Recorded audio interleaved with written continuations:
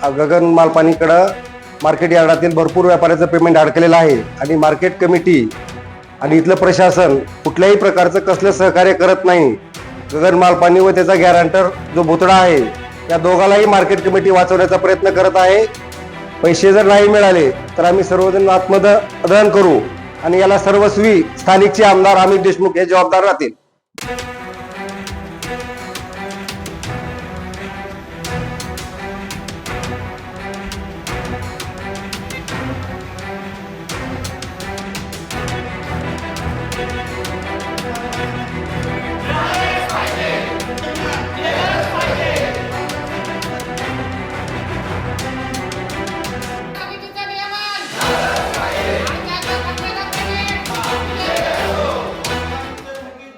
आज मार्केट यार्डातील आडत बांधव इथं मी खंदाडे गगन मालपाणीकडं मार्केट यार्डातील भरपूर व्यापाऱ्याचं पेमेंट अडकलेलं आहे आणि मार्केट कमिटी आणि इथलं प्रशासन कुठल्याही प्रकारचं कसलं सहकार्य करत नाही.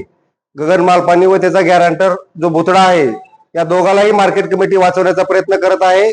कुठल्याही प्रकारचं आडत बांधवाला सहकार्य करून पेमेंट वसुलीसाठी म्हणावं तेवढे प्रयत्न करत नाहीत. म्हणून आम्ही इथे धरणे आंदोलन करत बसलेले आहोत.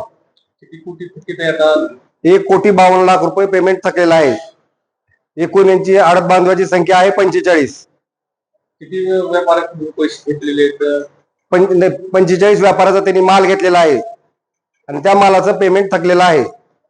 सोबत आपली जी चर्चा झाली का सभा? बाजार समिती फक्त याच्यावर कारवाई करू, गॅरंटरचं दुकान 32ची कारवाई करू असं फक्त आश्वासन देत आहे. कुठल्याही प्रकारची कसलीही कारवाई करत नाही. काही मार्केट कमिटीचे संचालक त्या गॅरंटरला वाचवण्याच्या नादात आहेत. कोण कोण आहे ती गॅरंटी वाचवण्याचा प्रयत्न करणार? कोण आहे मार्केटचे व्यापारी इथले बाळूशेठ बिदादा आहेत. ते गॅरंटरचे पाहुणे आहेत. त्याच्यामुळे त्यांना वाचवायचा प्रयत्न करत आहेत. आणि अमित देशमुखने 9 महिन्यापूर्वी आम्हाला आश्वासन दिलं होतं. आम्ही गॅरंटीचं दुकान उघडू देत नव्हतो, तर त्यांनी म्हणले आम्ही तुम्हाला 1 महिन्यात पैसे देऊ, तुम्ही दुकान उघडू द्या. म्हणून त्यांनी आम्हाला आश्वासन दिलं होतं. त्यांचं सुद्धा तिने आश्वासन पाळलं नाही आणि आम्हाला पैसे तर दिले नाहीत आणि कुठल्याही प्रकारचं सहकार्य केलं नाही. फक्त बाबळगावला या, एकमत भवनला या, चर्चा करू, बसू, काय करावं लागेल आम्हालाच त्यांनी पर्याय विचारतात. पूर्ण झालेलं नाही.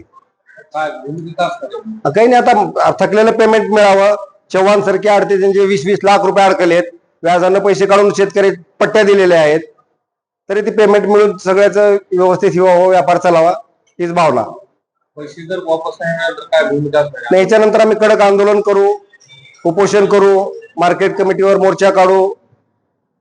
इथं पैसे जर नाही मिळाले तर आम्ही सर्वजण आत्मदहन करू आणि याला सर्वस्वी स्थानिकचे आमदार अमित देशमुख हे जबाबदार राहतील. चंद्रवर्धन सुभाष खंदाडे. आमचं थकीत राहिलेलं पेमेंट मिळावं आणि ते याच्या अगोदर 9-10 महिन्याखाली अमित भैयानं आश्वासन दिलं की मी 2 महिन्यात पेमेंट देतो. पुन्हा हे असं टोलाव करण्यात पेमेंट अडकत गेलं. शेवटी आम्हाला नावेला रस्ता उपोषणाला बसावं लागलं. किती पेमेंट थकीत आहे? 1,52.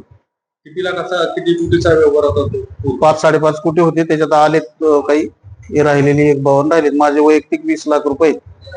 किती व्यापारी त्या प्रकरणात? 44. त्याच्या आधी कधीच झालं नाही. 8-10 वर्षात सारखंच चालू आहे. असं कोणी ना कोणी उठतंय, पैसे बुडवितोय, निघून जाते. मार्केटचं नियंत्रण भेटले काय? काय राहिलं नाही. सारा गैरातीपणा झालाय. संचालक नाहीत, सचिवात सचिव नाही. ती म्हणजे तोंड सुद्धा बघत नाहीत. काही संचालक मंडळ मालपाणीच्या बाजूला असतील बी काही गुपचूप छुपे रुस्तुम. इकडं म्हणायचं आम्ही हा प्रयत्न, तिकडे जाऊन त्याला उभा करायचं आणि दुकान उघडून द्यायला तीच होते शेटची भटची कोण होतं ती. आता ती माहिती सांगावं लागेल त्यांनी. पैसे नाही दिले तर आणि तीव्र आंदोलन करू, आमरण उपोषणाला बसू. नाव सांगा. दिनकर शिवराज मोरे. माझी फर्म आहे सचिन दिनकर मोरे.